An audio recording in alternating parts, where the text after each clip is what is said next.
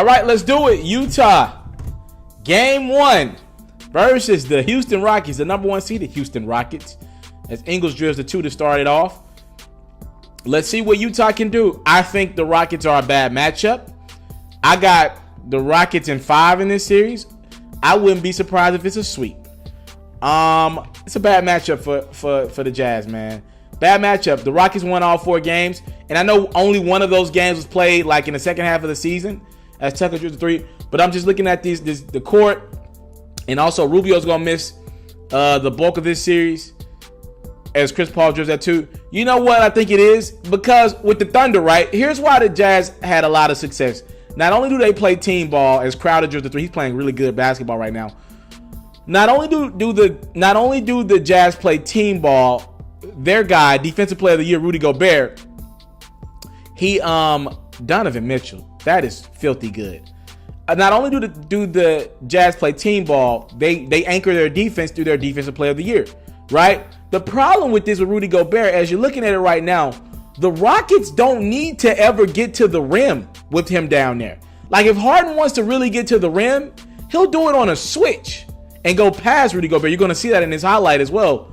But most of what they do is at the 3-point line, so it's almost like you never even allow Rudy Gobert to do what he's good at. Because if you think about it, Clint Capella's going to get a lot of easy buckets in this series off lobs. And if you got Chris Paul, one of the best passers in the game, and Harden, who's a really good passer now on these lobs, and look, and plays like this, little cleanup buckets, it's only going to come off switches. So Gobert be out of position for most of it. So I just think it's a bad matchup for Houston, for the Jazz, because their big guy, their anchor defensively, he's not going to be able to make the impact that he wants to. Look at this play right here. Look, you see Rudy Gobert come out of the switch. Now he goes back down. They're not going to play to him. Russell Westbrook is a superhero in the aspect of he don't care what you got. He's going at you. That's his mentality. And that didn't make for that wasn't a smart move for the Thunder. You know what I mean? So pay attention to what I just told you about as Chris Paul drills that 3 over Derek Favors. Look at these switches in this series, and look at how the Rockets run their offense away from Gobert. They're not going to attack Gobert because he's a phenomenal shot blocker. He's the defensive player of the year. Not going to do that. Ingles, great pass, Ingles, in the Favors, nice finish. Very happy for Derek Favors, man, because he was a high prospect coming out, and he hadn't lived up to them expectations. And happy to see him finally get a good little spot here. As Luka Mbamute drills that 3, he's returning. He missed the first round. He's back now. Chris Paul drills another 3. It's an 18-point game, by the way. As much as I've been talking too damn much. It's already an 18-point game. That's just how good this Houston Rockets team is offensively. 42-25 now. Ingles.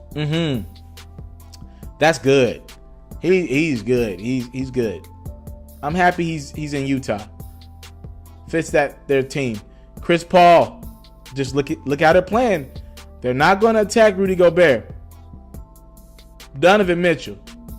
Finding Ingles. Now he has the mismatch. Look at Harden. You see Rudy Gobert down low? Look at Harden. Why would he drive? He sees Rudy in the lane. They're not going to allow Gobert to be the difference maker in this series. By the way, Jay Crowder's playing some phenomenal ball right now offensively. Is he going to have to be the guy to shut down Harden? Can he shut down Harden? See, I would put Crowder on him. Look at it again.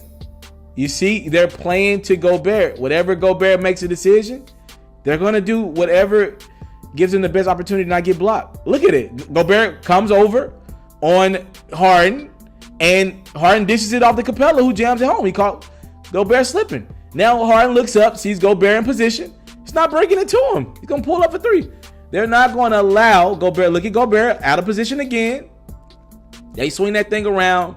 The defensive player of the year cannot have a huge impact on this series. Chris Paul. Oh, I see Gobert in the lane. I ain't going over there. I'm going straight to that 3-point line. And that's how you end up down 27 in the first half of a semifinal game.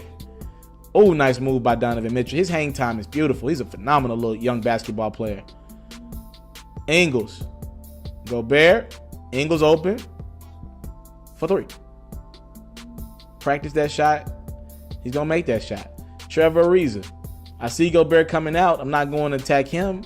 I'm going to shoot that three. The Rockets are running a perfect strategy here. I mean, and also it doesn't hurt when you can make tough shots like that. Let's make that clear. But there is no way Rudy Gobert can be anchored defensively in this series, the way the Rockets play. Now, I will say this.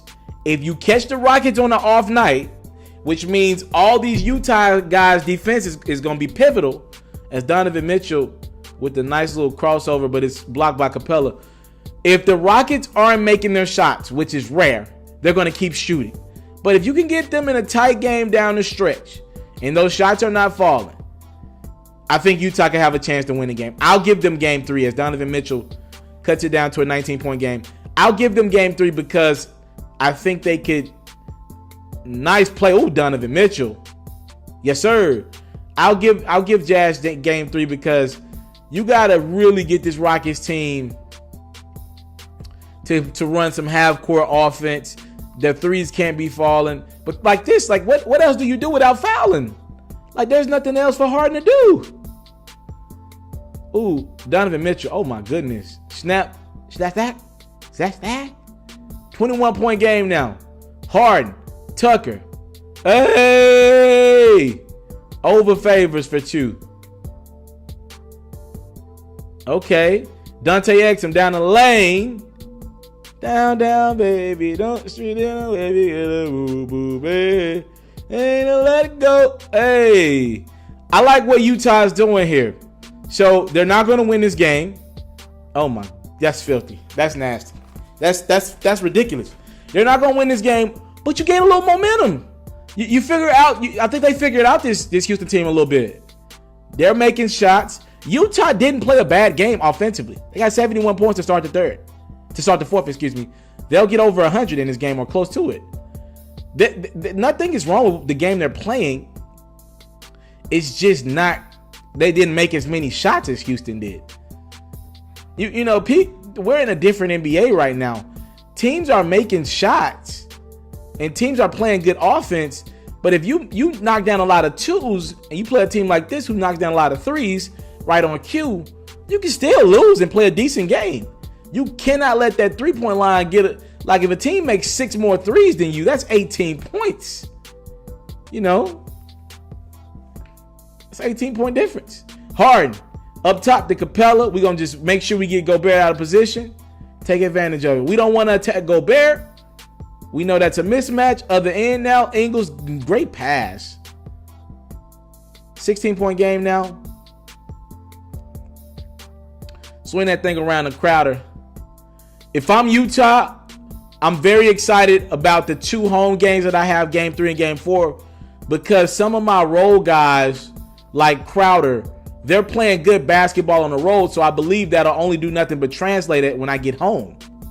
Right? Like Ingles and Crowder, they're playing good basketball on the road. And we assume that that'll be better at home as Green drills this crazy 3-pointer. And Jazz are going to lose game 1. Rockets take the 1-zip lead. I see Tariq Black in the game. What up, Memphis? Salute to my homie Tariq Black there. Hometown love. Rockets take game 1, but and by the way, Harden had 41-7. By the way, it was a quiet 41. Probably because we don't show free throws, and he lives at the free throw line. Game 2, I'm excited for it. I think it'll be much closer throughout. I want to salute you, homie, for building your own thing and doing your own thing, creating your own platform, your own website. I got one life to live out my dreams, and I'm giving this thing all I got. I interview celebrities. I talk sports. I represent the culture. Right now, you're turning up on MrTaliaferro.com, shawty.